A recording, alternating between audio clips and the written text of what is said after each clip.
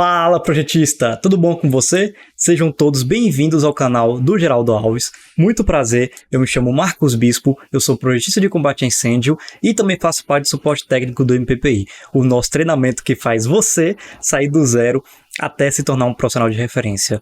E no vídeo de hoje vamos continuar nossa série de Tira Dúvidas da Comunidade. Para quem não sabe, nós, dentro do treinamento, disponibilizamos para os nossos alunos uma comunidade no Discord, onde eles podem, além de interagir entre si, fazendo network, eles podem também tirar dúvidas com o suporte técnico.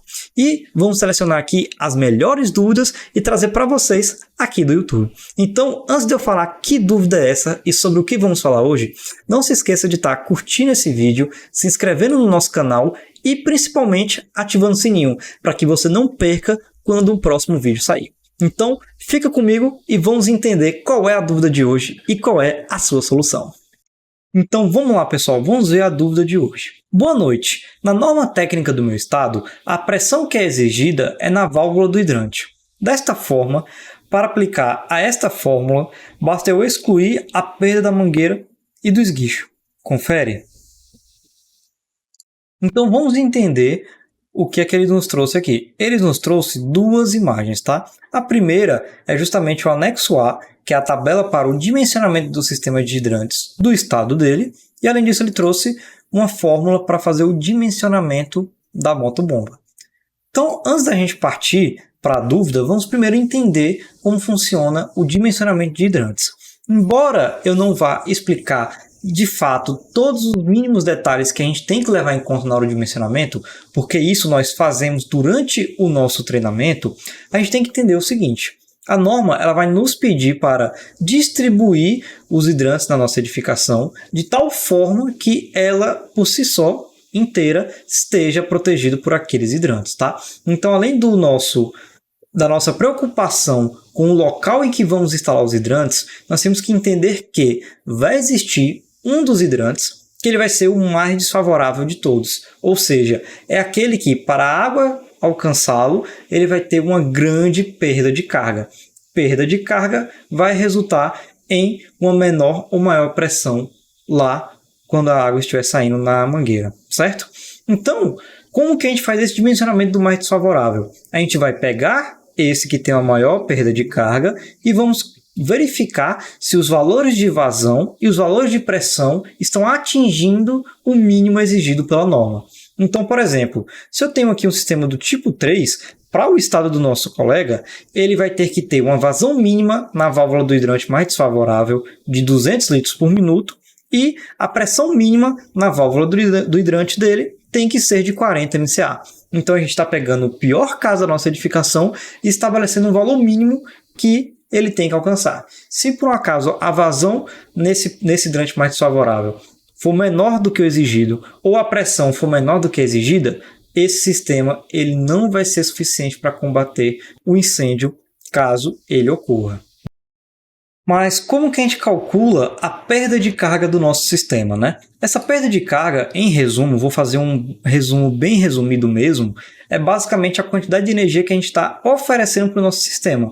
E ele vai, através do atrito entre a água e a tubulação, dentre outros fatores também, como por exemplo, se ele está indo a favor ou contra a gravidade, vai influenciar na quantidade de energia que precisa gastar para que a água saia do reservatório até a ponta da mangueira, né? Então, o que a gente leva em conta nessa perda de carga? Justamente a perda de carga pelo atrito entre a água e a tubulação, que é por isso que a gente calcula a perda de carga na sucção, ou seja, do reservatório até a bomba, no recalque da bomba até o hidrante, né? Além disso, a gente leva em conta a mangueira, a gente leva em conta o esguicho e além disso a gente leva em conta as diferenças entre níveis, né? Porque como eu comentei, se a gente está, por exemplo, a água está fluindo a favor da gravidade, ela ganha energia. Agora, se ela está indo contra a gravidade, ou seja, subindo, ela vai perder energia. E beleza, e como é que a gente compensa essa perda de energia? Justamente utilizando a motobomba. Então é a bomba que ela vai ter que ser dimensionada para garantir com que a energia do meu sistema ela esteja adequada e satisfatória o suficiente para que a gente tenha uma vazão mínima e uma pressão mínima lá na ponta da mangueira. Só que como o colega comentou, no estado dele, ele leva em conta a pressão mínima na válvula. E aí a pergunta que ele fez foi, ok, no meu estado, eu levo em conta a pressão mínima na válvula do globo angular. Então, é somente eu excluir a perda de carga da mangueira e do esguicho? Sim, é exatamente isso. Então, se no seu estado você tem um dimensionamento dos hidrantes que leva em conta a pressão mínima na válvula do globo angular, você deve desconsiderar a perda de carga da mangueira e a perda de carga do esguicho. Mas por que existe essa diferença, tá? Eu trouxe aqui um exemplo para a gente entender melhor. Eu estou aqui na instrução técnica do estado da Bahia, mas lembrando, assim como o nosso colega fez, você deve levar em conta a norma técnica do seu estado respectivamente, né? Então vamos ver a diferença? Você vai ver que a tabela do dimensionamento do sistema de hidrantes é praticamente a mesma. Perceba, aqui no estado da Bahia é praticamente a mesma tabela do estado dele. Mas perceba que aqui, ó, é a pressão residual mínima na ponta do esguicho mais desfavorável. Ou seja, no estado da Bahia, eu tenho que calcular a pressão mínima que sai da mangueira, ou seja, lá na ponta do esguicho. Então eu tenho que calcular a perda de carga até a válvula do globo angular. Só que, como eu tenho que levar em conta que é uma pressão na ponta do esguicho, eu tenho que levar em conta que a mangueira ela perde energia também percorrendo a mangueira até que ela saia na ponta do esguicho. Então, é essas diferenças que a gente tem que tomar muito cuidado. Então, no estado da Bahia, perceba que eu vou ter uma perda de carga maior. Embora o valor muitas vezes não seja muito discrepante em relação aos outros estados, mas ele existe. E esse valor ele pode ser justamente aquilo que vai fazer com que o seu dimensionamento funcione ou que realmente a gente tenha problema na nossa edificação, né? Então, para ilustrar um pouco mais, eu trouxe aqui um sistema que eu dimensionei aqui no Revit. Na realidade, eu inventei esse exemplo aqui só para ficar ilustrativo, né? E é o seguinte, pessoal, eu estava verificando aqui, ó, acho que eu fiz esse sistema em menos de 5 minutos, tá? Eu fiz isso aqui apenas para que a gente conseguisse mostrar algumas coisas, mas percebam como a gente consegue fazer um sistema perfeito. Olha só, a gente tem aqui o reservatório, nós temos aqui a nossa bomba, e aqui dentro da edificação a gente vai ter o nosso sistema. Deixa eu só fazer uma caixa de corte aqui, né? Para quem trabalha com Revit já sabe o que é isso, para a gente conseguir verificar dentro da nossa edificação, ó, tá aqui toda a nossa tubulação. Então perceba, gente, imagina o trabalho que daria para a gente fazer isso no AutoCAD, né? Então o Revit, para trabalhar com o projeto de combate a incêndio, ele é incrível, tá? Mas apenas uma breve ilustração do que a gente está fazendo aqui agora, tá? Então, ó, perceba que o nosso template ele é muito preparado, porque a gente pode simplesmente mudar o nosso modelo de vista para que do nada a gente já tenha um isométrico todo feito. Então, assim, realmente esse template que a gente disponibiliza para os nossos alunos do treinamento, ele é sensacional. Mas vamos verificar, pessoal. Então, nós temos aqui o nosso sistema, tá? Então, como funciona? Em resumo, nós temos aqui o nosso reservatório, em que ele vai estar fornecendo água para uma bomba, que vai estar fornecendo energia para o sistema, para fazer com que essa água saia daqui até abastecer nos nossos dois hidrantes aqui. Então, ó, além disso, perceba como esse detalhe aqui, ó, ele é fenomenal, né?